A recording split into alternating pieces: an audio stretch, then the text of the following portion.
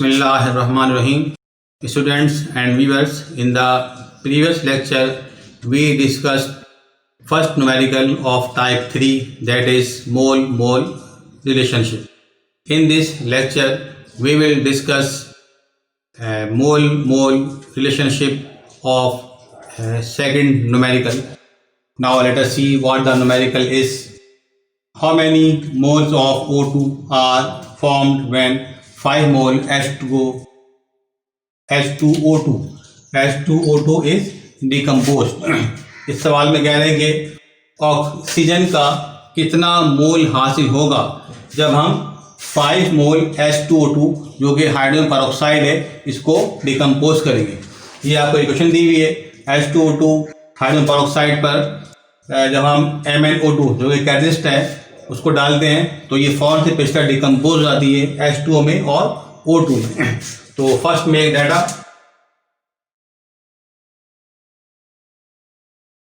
Mole of H2O2 आपको given है जो कि 5 मोल है, जो कि आपका 5 मोल है और ऑक्सीजन का मोल आपने मालूम करना है. आसान न्यूमेरिकल है. Mole of O2 question mark mole mole relationship लगा देंगे हम H2O2 और O2 के दरमियान. सही है, हमारे पास ऑक्सीजन का मोल आ जाएगा. तो सोल्यूशन कैसे लगाइए.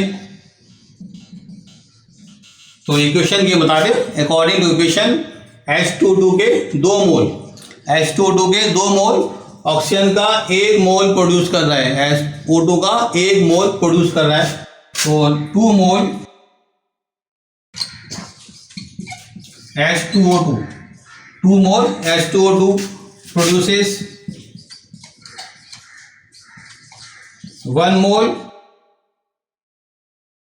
O2. 1 mole O2 यानी कि 2 रुपए की एक टॉफी आती है. 2 रुपए की एक टॉफी आती है तो 1 में कितनी आएगी. 1 में कितनी आएगी. 1 में हाफ आएगी. तो 1 मोल H2O2 produces 1/2 मोल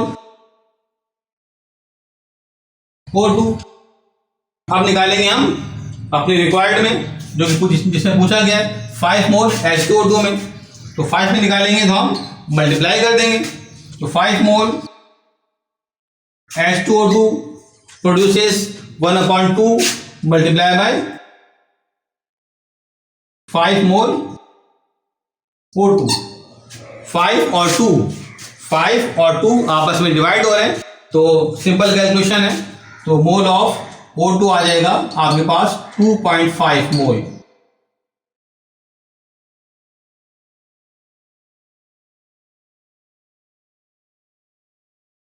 ये आपका आंसर आ गया और इजी न्यूमेरिकल था मोल मोल रिलेशनशिप का.